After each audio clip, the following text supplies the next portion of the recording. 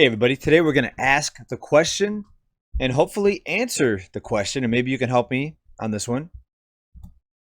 And the question is, why work? Today we're going to look at some articles and try to dig into the over 9 million job openings in the United States. And even with many, many millions of people unemployed, those jobs are still not being filled. And how the actual unemployment number and new jobless filings really don't matter anymore because you have so many payouts. And in many cases, you can still have a lot of money to spend and not have to do any work, like some of these people that you see right here, manual labor. Who wants to do that when you can just get a check sent to you? But first of all, hey everybody, my name is JJ, watching Bolt, Boom, Bear, Bust. We're back with another dose of economic reality. Please double check and make sure that you are subscribed so you can get all the latest updates. And we've got a lot of news and a lot of information to review with you here today. Recent article here out of Axios: why jobless claims have become a useless economic indicator. And we've been talking about that here for quite a while. So technically, you could have 90% of the workforce actually not in the labor force, so not working, and you could still have, on paper, a booming economy. Why? Because the economy, the way that it's being measured, is based on consumer spending. When you look at GDP, it jumps up every time a stimulus check gets sent out. And it's really, really not just flawed, it's really, really deceptive in my opinion. Right? So you could have rising GDP with rising unemployment at the same time because of this system. And how is this possible, you ask? Well, it's because our monetary system, our system of money, when you can create endless amounts of money out of thin air, then this type of thing can happen where unemployment can rise, but yet GDP can still rise because you can create endless amounts of money, send it out to people, give it out to people, payouts, benefits, whatever you want to call it. Now, when it comes to the jobless numbers and initial jobless filings that we look at here every week on this channel, and lately it's been right around 400,000 new jobless filings every week, that's also a flawed number because another reason is there's so many fake filings or people that are filing that really shouldn't be getting these benefits. And here's an example out of this article. The state of Maryland announced that it found 508,000 potentially fraudulent claims since May. And that's just one state. So imagine across the whole United States, multiply that 508,000 by 50, some states more, some states less, but you're talking about millions and millions and millions of people potentially getting benefits that they really shouldn't be getting. Now, a lot of people are asking, are unemployment benefits do they cause more damage than they help? Well, we're about to find out here, and nearly half of the U.S. states are cutting or have already cut the supplemental $300 a week bonus unemployment benefits. Now, a lot of them are still going to qualify for state benefits, a lot of people, but we'll see what happens to the job situation in those states. We're going to watch it very closely here. There was a recent study from the Fed based in San Francisco that did come to the conclusion that the extra benefits has kept some people out of the labor force, and that's further exacerbated the labor shortage. And there's a lot of other factors too, lots of other factors. You have the child care situation. With a lot of kids being out of school, people can't find childcare, so they have to stay home. So they're forced to not take the job, even if they may want the job. And a lot of people are still scared of the sickness. But the big question I always want to put out there is, if you can get money for nothing, why would you want to work? Why would you want to go and possibly do manual labor or any sort of labor, even a desk job, if you don't have to? Take a look at these people. Imagine being in a dangerous job like this. And by the way, I would probably pass out if I was up here. I would be the first one to fall down and drop.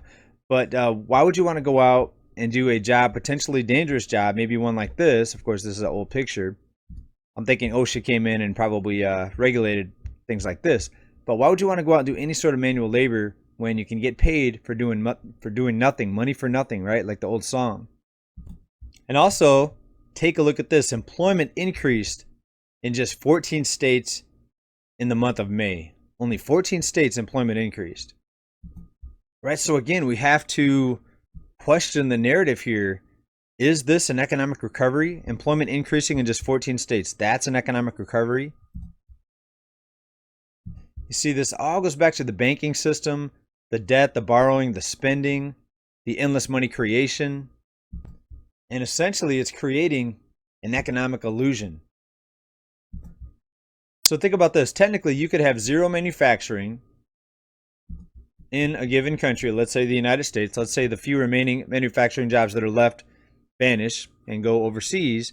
Technically, on paper, you could still have a booming economy. Why? Because you can import all your products, hand out checks, payouts, or digitized money into people's checking accounts to go and spend, maybe prepaid debit cards, you name it.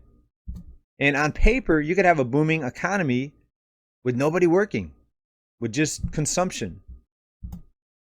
Right? Is it just me, or is this completely insane? Right? But a lot of people are complacent. They say, okay, they're just going to keep giving out checks, and that way when prices rise, because we don't manufacture anything and there's product shortages and supply chain disruptions, no matter how high the prices get, that's okay. We could just always borrow the money, print more, send out more checks. Does anyone see a problem here?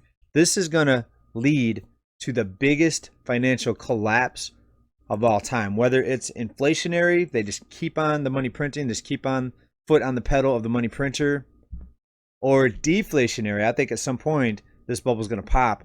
Either way, it's going to be extremely painful, and a lot of people are going to get hurt, and I don't think many people are going to survive actually in this country. I think we're going to see the biggest wipeout that we've ever seen, worse than anything in the history of the United States. That's just my opinion. That's what I see what's going to happen, because we've never seen this level of manipulation, this level of money printing and fakery in the economy, this level of numbers of people that are dependent on payouts, people not working either by choice or not by choice.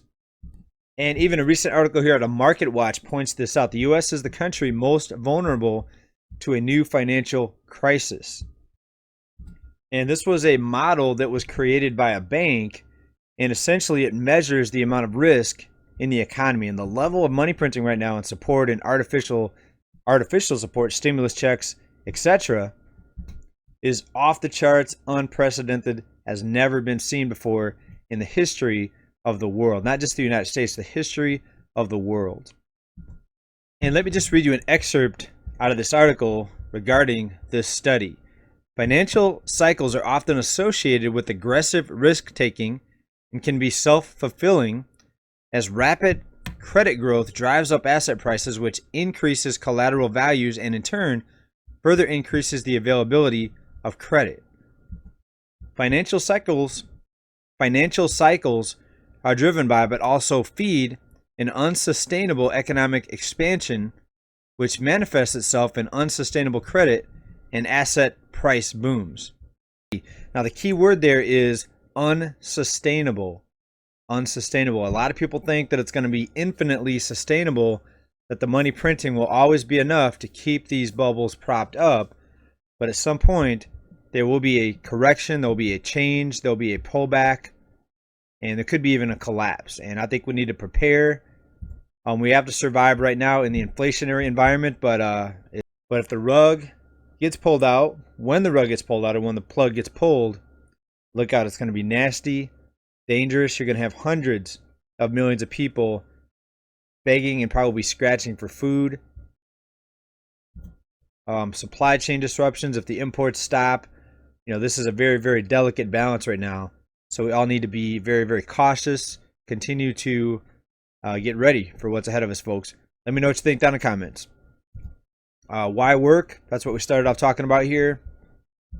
Economic collapse update for today. Thanks everybody for watching. Stay well, stay safe, stay prepared, keep stacking. Bye for now. Peace.